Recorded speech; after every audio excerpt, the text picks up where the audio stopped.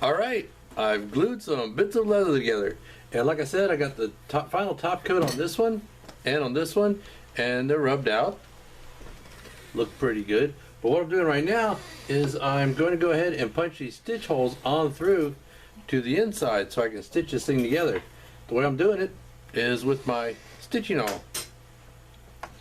And I just place it in the holes already punched and then push it on through. Now, like I said before, you got to keep your tools sharp, and that's one of the reasons. If my awl wasn't sharp, it would take a lot of effort and it'd be a complete and total pain in the rear to push it through this piece of leather. But as it is, let me make sure it's straight. I can guide it and just push it on through. And I'll just go from one hole to the next. And what I'm doing is before I push it all the way through, I'm looking on the back to kind of eyeball it and make sure that the going is straight. So I just watch it. Starts poking through. And once I see that, I just go ahead and push it and go to the next one. Well, I'm going to continue doing that. And once I get all these holes punched, then we'll stitch this thing on. Now while I'm doing this, there's a few things. Well, actually one big main thing. This is sharp. My fingers are on the back side here. I want to make sure when I push this through that my fingers are nowhere near where that point's coming through. Because if I stab this into my fingers and I get bloody, I'll be in trouble with my wife. And another thing you want to do, or I want to do anyway, is as I go along, I'm going to stop every now and then and touch up that edge a little bit. Let me move the camera down. This is my strop. This is what I sharpen most everything on, from knives to whatever I use. And I have a little bit of, I think it's called rouge. It's like a very, very light abrasive. And I just rub it on the strop. And every now and then I'll take my awl and I'll just stop and strop the end of it to make sure it stays good and sharp and pointy. You don't actually want the edges of it to be sharp, but just the point of it. It has a like a diamond cross section, and the idea is the point does perforate the leather, but the shape of the awl just pushes the fibers aside. That way, once it's all stitched together, and a lot of times, just to make sure that it does what I want it to do, I'll take this little hammer and I'll bang the stitch line down to make sure that the leather closes around the thread, and that makes for a stronger stitch line. I've seen people drill holes. I am not a big fan of that because you're actually removing the leather, and when you're doing that, the leather doesn't go back and it doesn't grip the thread, so you don't have as strong of a stitch line. But I'm almost all the way done. Just got a few more to go. Just thought I'd turn the camera on and show you all that. But I'm doing the same thing. I'm watching where it's coming through on the inside, because it'll start pushing on the leather, and if it's lining up correctly, then I push it on through. If it's not, then I'll back it off, move it to where I want it to be, and then push it on through. Now, as tempting as it is, I don't want to do this.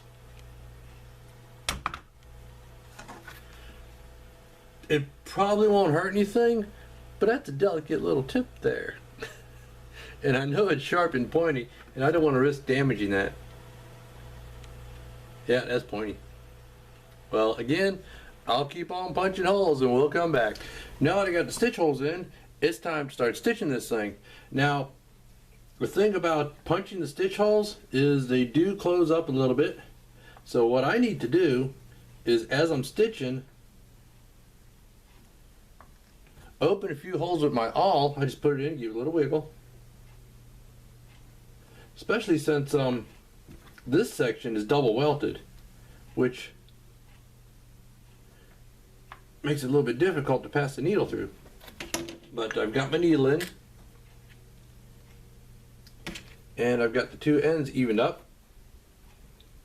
So it's time to get some stitches in this thing.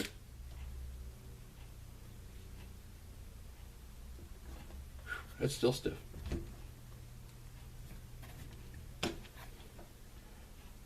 Now ideally, usually, I never put the needle down. It's always either in my hand or it's in the leather, but this has proven to be a bit of a task. So I'm going to use my smooth jawed needle nose pliers to help me with pulling this needle through. But it's a good thing that it's difficult to stitch, because that shows me that the stitch hole is snug. And as far as I'm concerned, that'll give it more strength. One of the things it'll do is, if somehow, some way in the future a stitch gets worn through, it'll be less likely to pull out. Look at there. Because the leather is actually gripping the thread.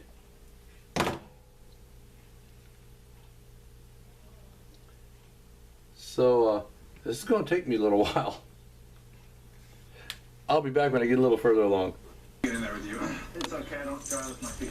Got the knife sheath all stitched in, and like I said before, to make sure that leather closes back up against the stitches, I just take my little hammer and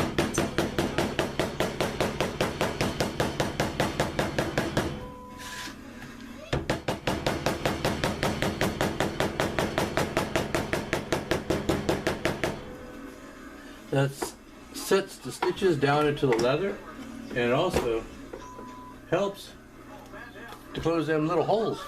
Now let's see. That's the knife that's going in. Let's see how it fits. Okay, one thing right off. This is going to get molded. When it's all done, this is going to get molded. So this will slip in a lot easier. But I can probably wiggle it in there. Let's see. There we go. Where did you get this? Well, we've had it a while. Kind of looks like it's been here a while. And that's how the knife fits. We just haven't done anything with it. This thing's crazy, dude. Do you know the history on this? Now next what I'm going to do is take and put some more tan coat on there to protect those threads. Then I'm going to tan coat this inside area here and this area that's marked off on here. And then after that dries, glue these two together. And after the glue sets, go ahead and stitch those together.